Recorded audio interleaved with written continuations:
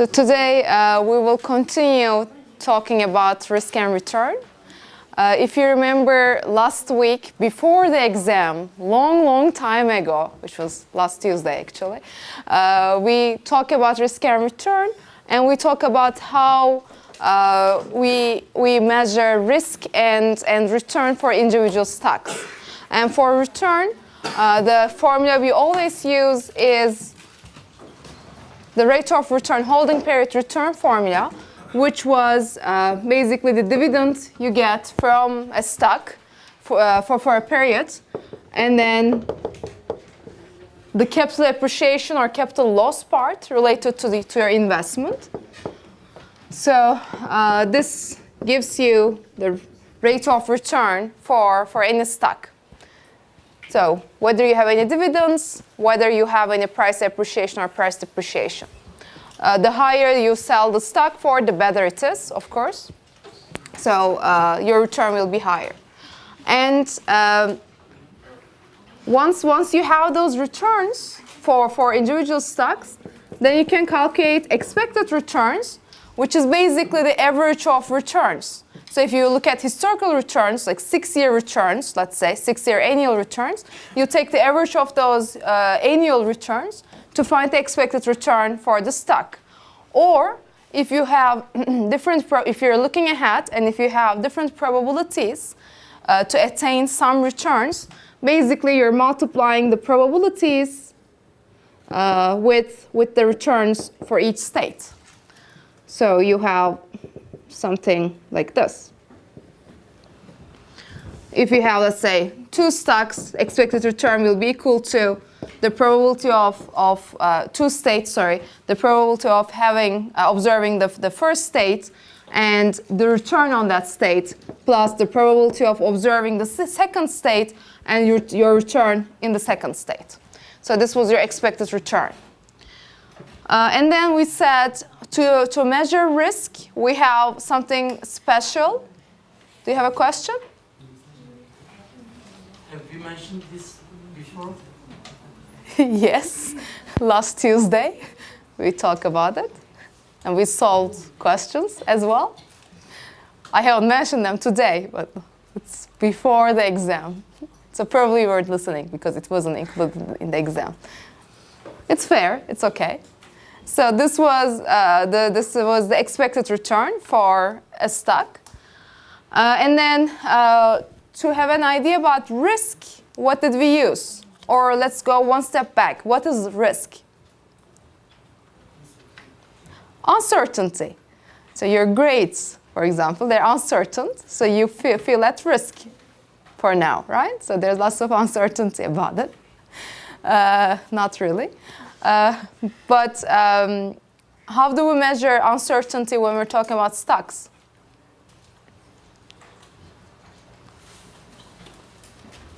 So you have 2 stocks, one's price moves like this, the other one's price move like this. Which one is riskier? The first one or the second one? Second one, the more variability is more risk. Sizde kurbağa Kermit var mıydı? O şey yapardı. Sihirli parmaklar havaya. Did it ring a bell? Tabii sizden sonra geldi. Siz onları bilmiyorsunuz bizim zamanımızda. Okay. So to measure risk, we need to look at the variability of outcomes. And for the variability of outcomes, we're going to look at the standard deviation.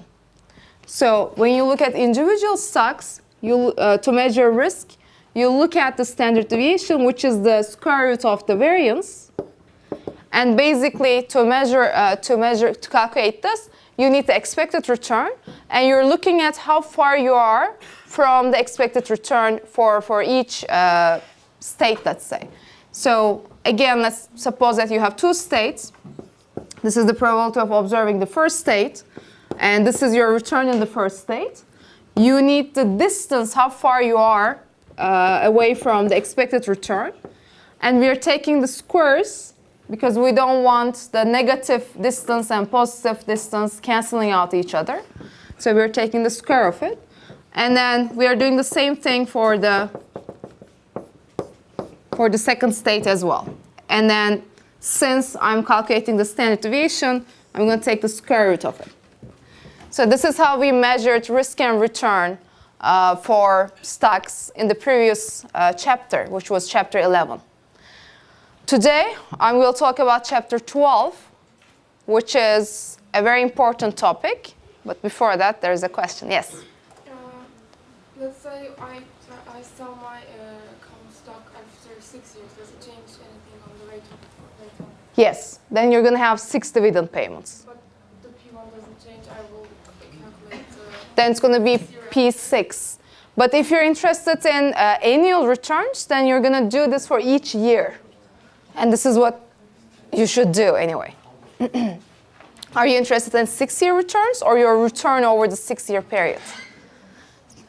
Okay. Okay, risk and return. So before going into the modeling part, and we're going to talk about capital asset pricing model today, and believe me, it is really, really, really important, not just for the exam, actually more for the practical world. Capital asset pricing model is widely used by the CEOs and by the CFOs all over the world still. So it is highly relevant, okay? This is not like a model that you will never use. Believe me, if you have a finance job, you're gonna use CAPM all the time.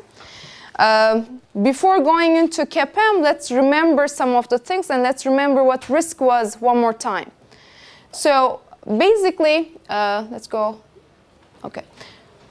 Basically, when we think about a stock, there are 2 important risk factors that will affect the stock. One is something that will only affect that stock, which is called unsystematic risk, or unique risk, or diversifiable risk. Okay? This is the risk that will only affect your stock. Okay, suppose that you have a mine and there was an accident in that mine. This only affects your stock. That is a company-specific risk. Okay? Did you get it? Okay. Or your employees were not happy with the system and they went on a strike. Okay, so this will affect only your stock, basically. The second risk is the systematic risk. That's the risk that will affect the entire market. Okay? So there are 2 kinds of risk for each stock. Important thing here is, okay, do you remember this graph from the previous chapter? So if you add a lot of stocks in your portfolio, you can reduce your unique risk. Company-specific risks. Why? You're hedging. You're putting lots of stocks in your portfolio. So those risks will basically cancel out each other, and you're going to reduce your unique risk, company risks. The risk you cannot get rid of is the market risk. So as you can see, you can reduce the diversifiable risk up to a point. So you can make the diversifiable risk 0, basically. But the risk you cannot get rid of is the market risk. And every semester, I'm giving the same example over and over again. It is a very outlier example, but I think it makes students not forget what market risk is. Market risk is something like a meteor hitting the Earth. Can you get rid of this risk by adding more stocks to your portfolio? No. You probably need to invent a huge machine that will stop the meteor before. No, jokes apart, you cannot get rid of that risk. And this is called the market risk. So in finance, let's guess which risk we are trying to measure. Undiversifiable risk or diversifiable risk? Which one we are trying to price? What do you think?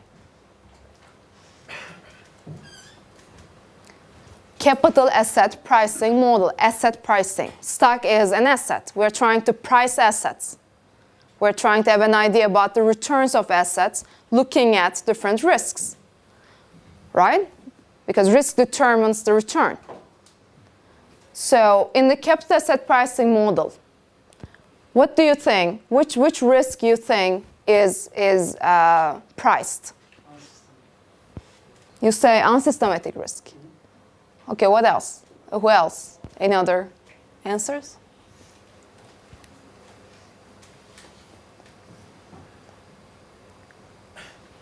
Do you think a model would care about a risk that you can get rid of by adding more stocks in your portfolio?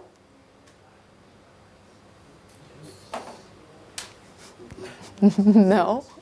Okay, this part you can reduce to zero already. Just add more stocks. This is the rule. The more stocks you have in your portfolio, the less.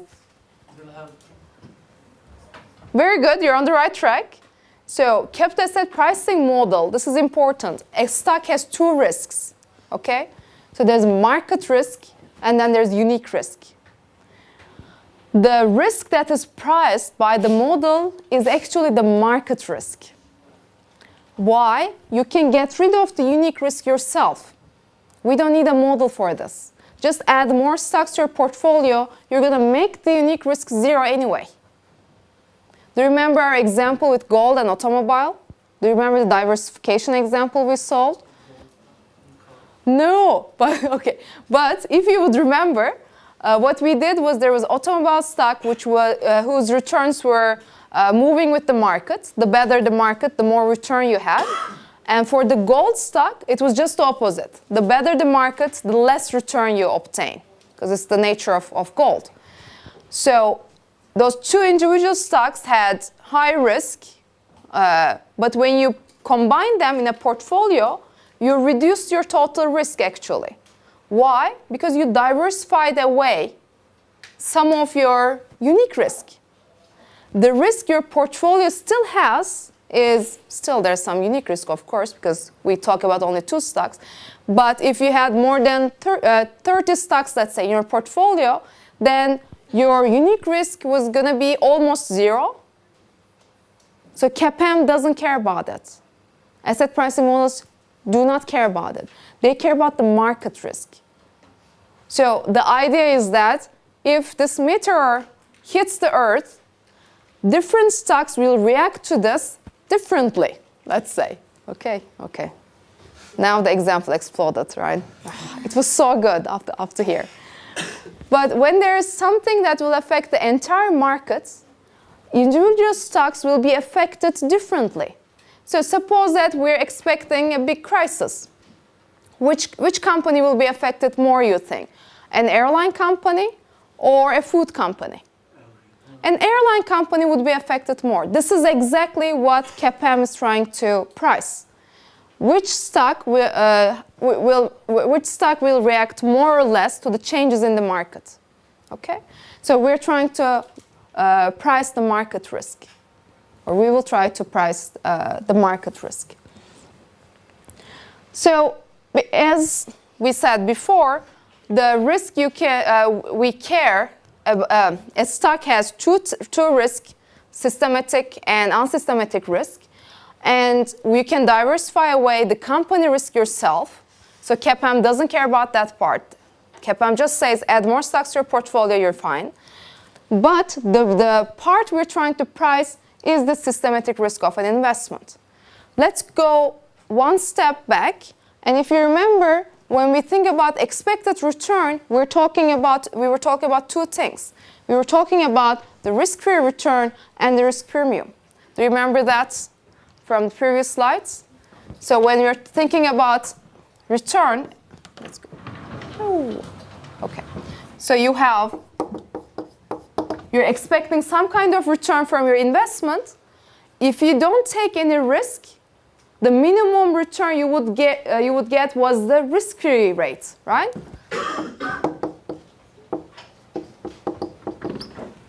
If you don't take any risk, if you're a safe person, you would just put your money in the risk-free asset. What is the risk-free asset in the economy?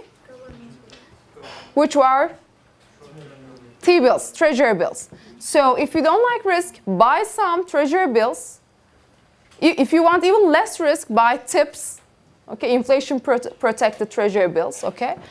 So it will give you your minimum acceptable rate basically if you don't want to take any risk. But when you're buying a stock, you're adding more risk to your investments actually. So because of that more additional risk, you want the risk premium. We talked about risk premium in the previous chapter as well. So this risk premium, this additional return you require, is the reward for bearing the systematic risk. This risk is actually the market risk premium. Okay? So you want the additional return since you're taking the market risk. So together they will determine the expected return. Okay. And to measure the market risk, the company's response to the market risk, we're going to use beta, which is the sensitivity of a stock's return to the return on the market portfolio. How your stock's return will move when the market moves will be determined by the beta. It's a sensitivity measure. Okay? And when I say market portfolio, what am I talking about? So this was the treasury bill, risk-free asset. What is the market? Huh?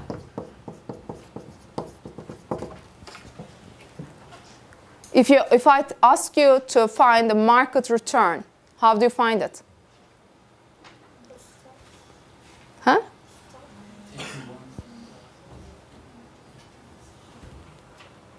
It's written over there. What's the market index? What's the market index in Turkey? Huh? BIST which one? I think they're using BIST 30 now. So we have S&P 500, which is the market index.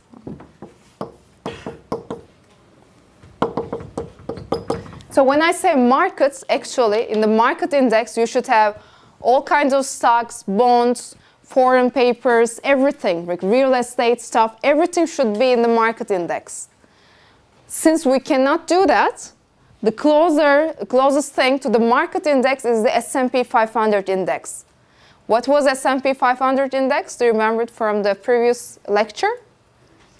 No, but it was the biggest 500 firms in the New York Stock Exchange is put in a portfolio, and their returns are calculated according to their size.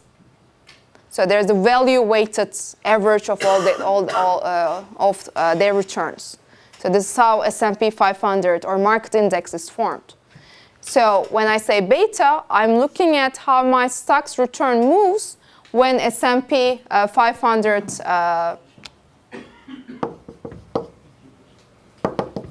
it's a market index. So I'm looking at how S&P 500 moved, and then how my stock responded to that. Okay. How do we measure the beta? Actually, the way we measure beta is something like this. Okay. So this is a statistical way of calculating beta.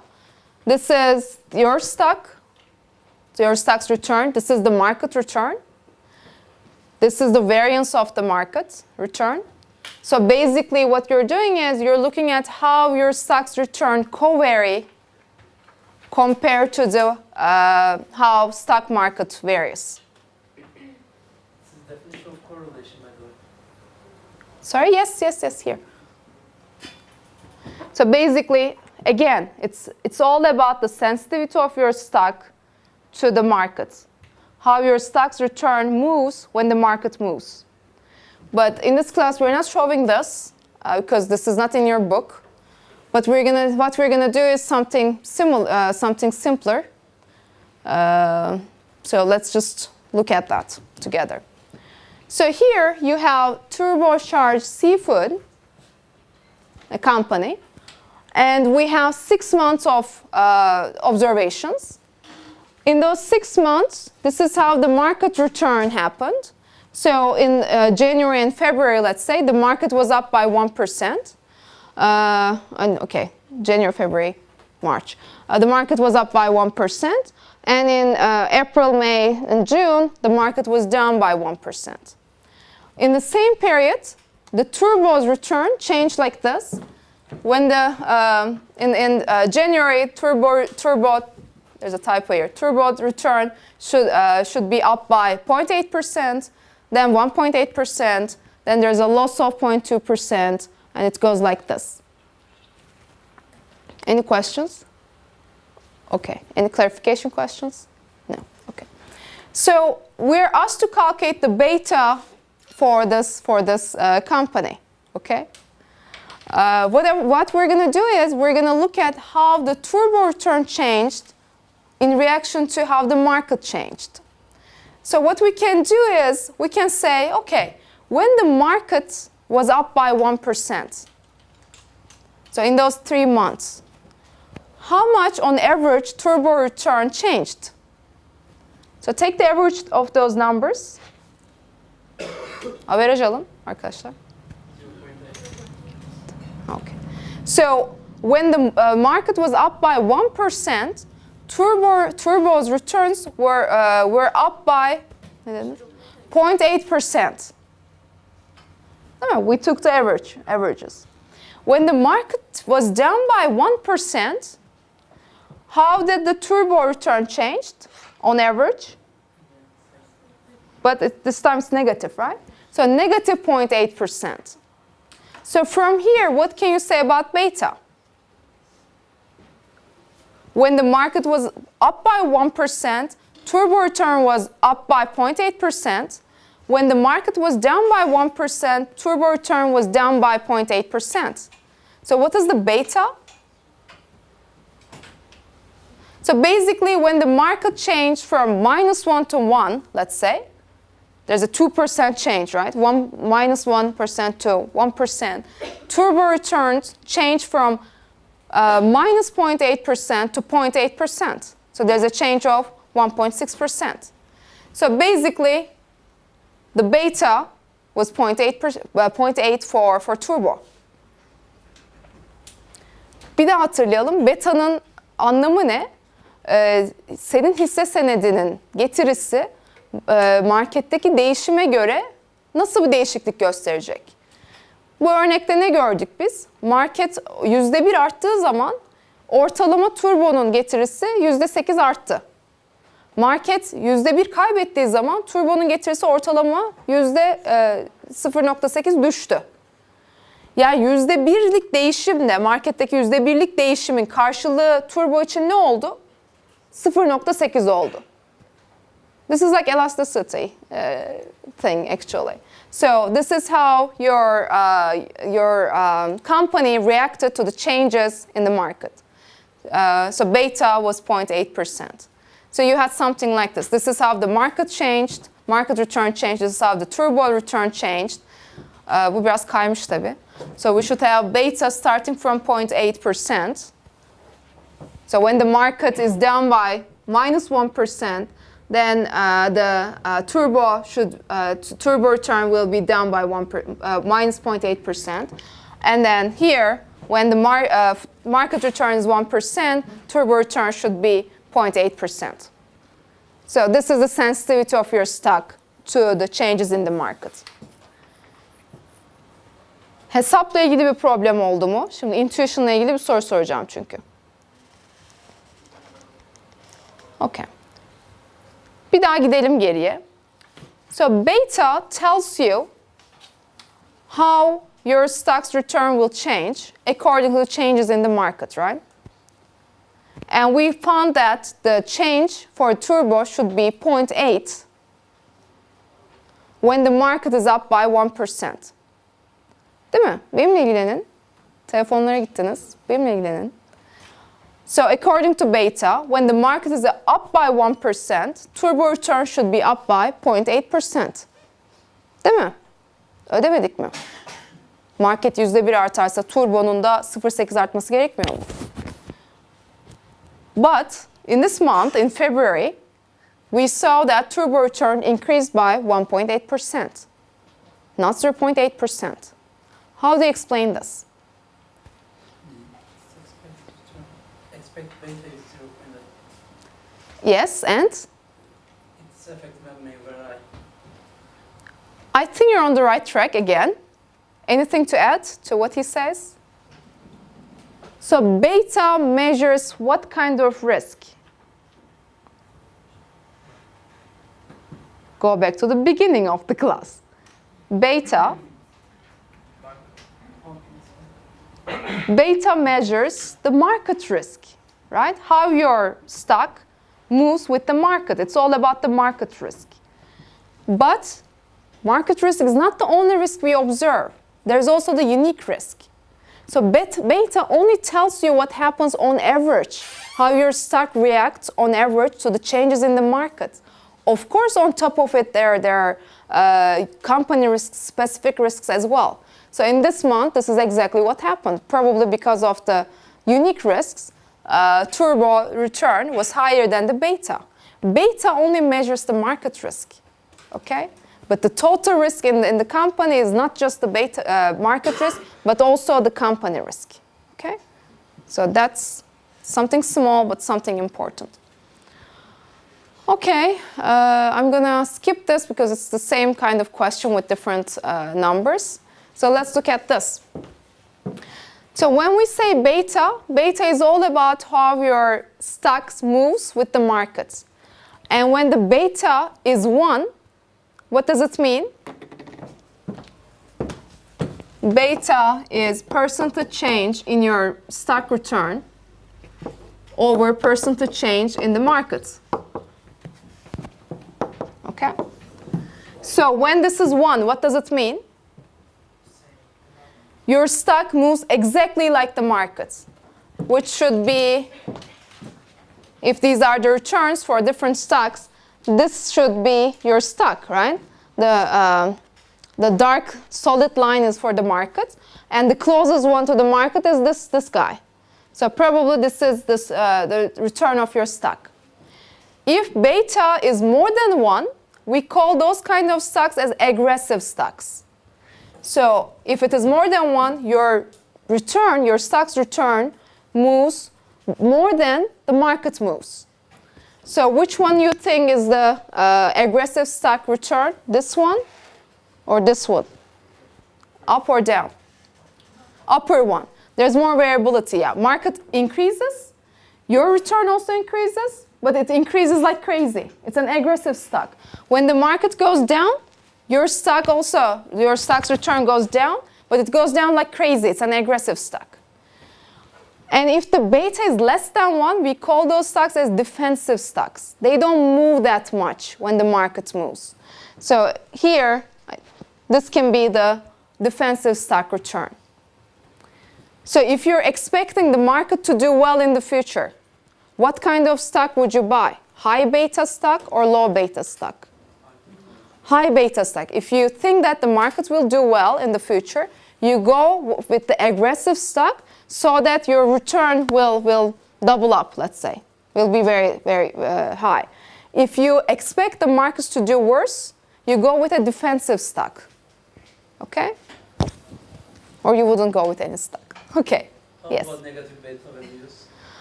Ooh, it can happen. But it is very difficult to find stocks like this. Maybe gold can have like negative beta because it moves opposite of the market. It can be close. I think I don't have an example of negative beta. It's like here. It's almost impossible to find negative beta. But as expected, Walmart has very low beta. Walmart is like Real, a cheaper version of Real. Supermarkets. Campbell Soup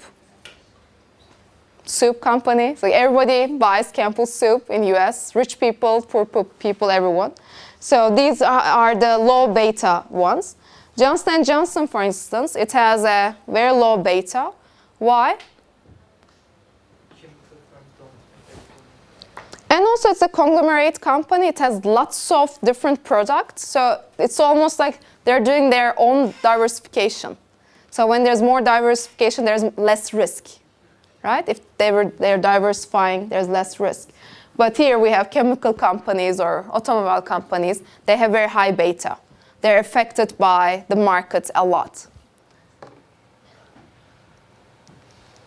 Okay. Okay. So these are individual stocks beta. We can also have portfolio betas, okay? Beta is for individual stocks again, and you may have portfolios, more than one stock. You can invest in more than one stock. So when you diversify, remember the same thing, you are diversifying away the unique risks, but you cannot get rid of the market risk. And we're gonna use portfolio betas to have an idea about the market risk of the portfolio. And the calculation is very easy. When you have when you're trying to calculate a portfolio beta, let's write portfolio beta. You're gonna calculate the weighted average of the betas in your of your investments in your portfolio. So if you have, let's say, 3 investments with different weights, you're gonna multiply different weights with the betas of those assets. Okay, so all those weights, if you add them up, the summation should be equal to 1. What? Huh? You have a portfolio from 3 different assets. So these are the weights.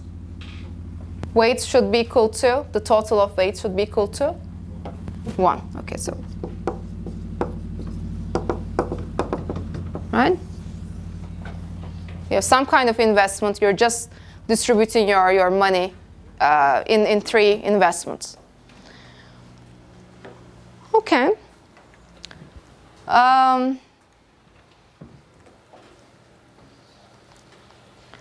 Let's look at this example. Suppose that you have 3 investments in your portfolio. You have Ford, you have Boeing, and you have McDonald's. And the weights of those investments are like this. 1/4 of your money is in the Ford stock, 1/4 of your money is in the Boeing stock, and half of your money is in McDonald's stock. And these are the corresponding betas. As expected, McDonald's have very low beta, Ford has very high beta. So if you're asked to calculate the beta of your portfolio, what are you going to do is you're going to multiply the weight of Ford with the beta of Ford. You're going to multiply the weight of Boeing and the beta of Boeing. And you're going to multiply the weight of McDonald's and beta of McDonald's. And then you're going to add them up. So portfolio beta will be around 1.26 in this example. Simple, right? Not difficult. Okay.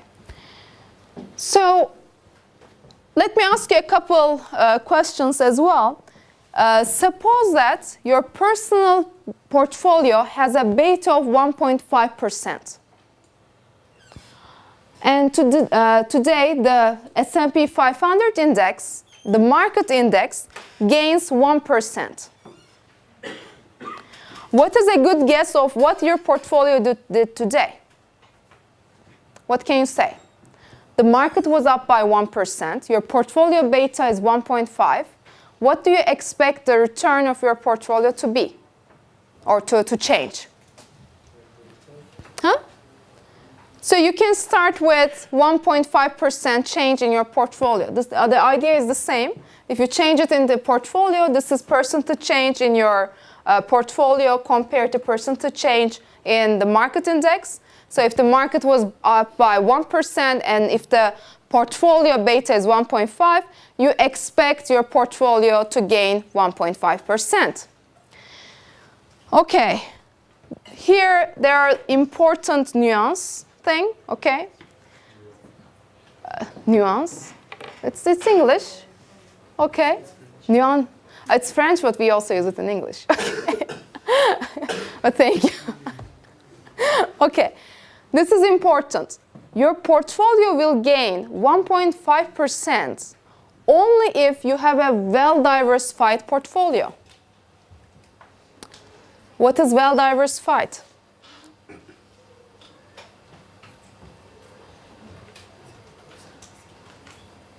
Huh? What does well-diversified mean?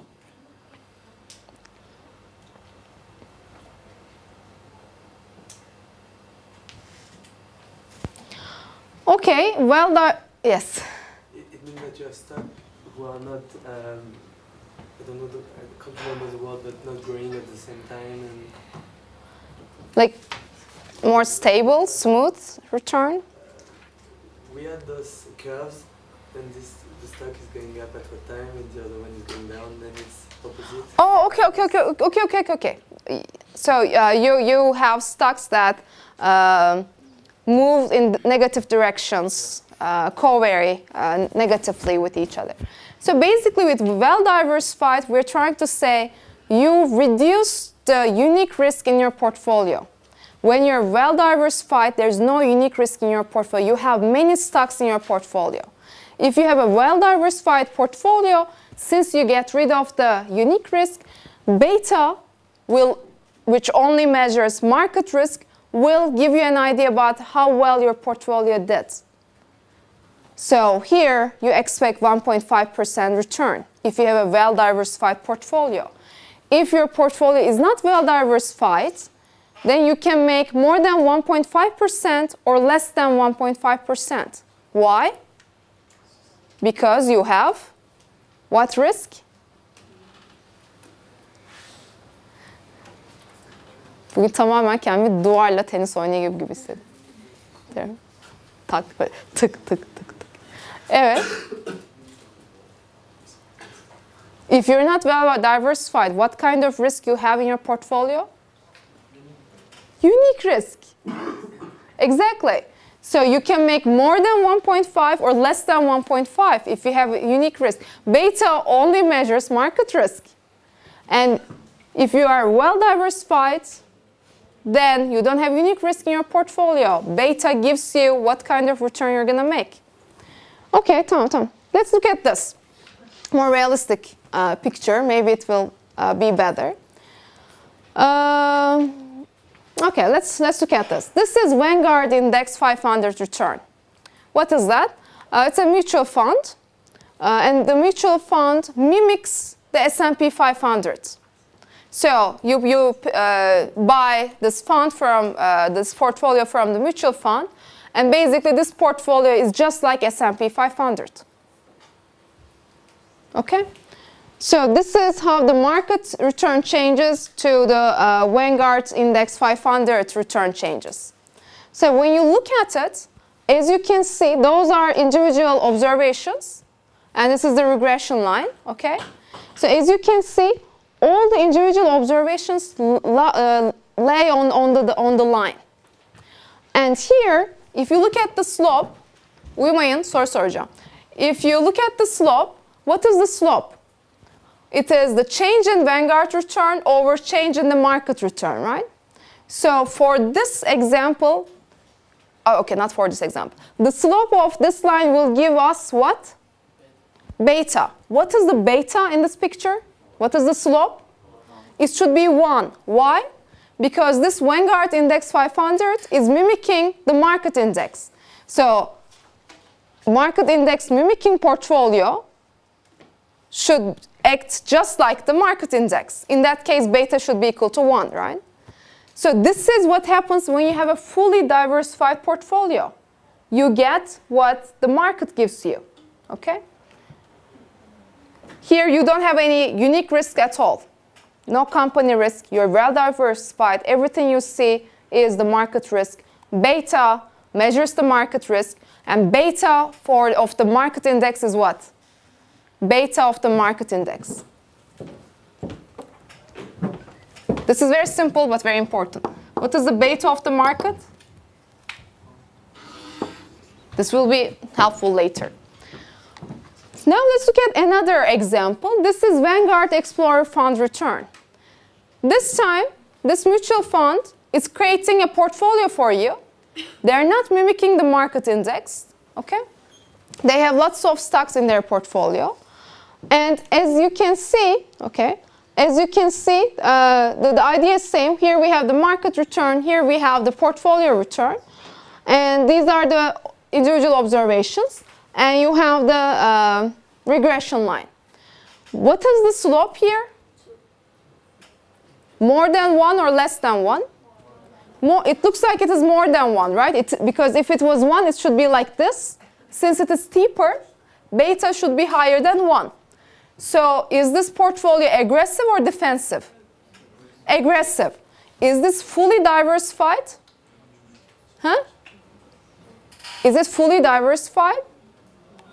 If it was fully diversified, you would have something like this. Since it's not fully diversified, you have those scatters. And those scatters are due to what kind of risk? Unique risk. If you're not well diversified, you will still have unique risk in your portfolio. You couldn't diversify away your unique risk. Why would you put your money in a fund like this?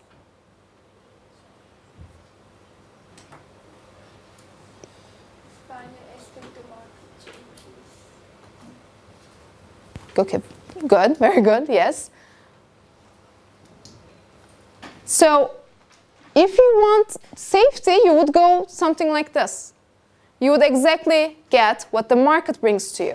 But if you want to take risk, you can have the systematic risk as well, unique risk as well. And for instance, in this case, you're better off, right? You're getting more than what you were hoping to. Like, your return is way higher compared to the market. So in that case, you may go with a portfolio like this. Or, as you said, if you expect the economy to do well, you would go with an aggressive portfolio, right? Because in that case, your return will be higher than what the market will bring to you. Okay, so these are this was a good introduction for the intuition behind capital asset pricing model.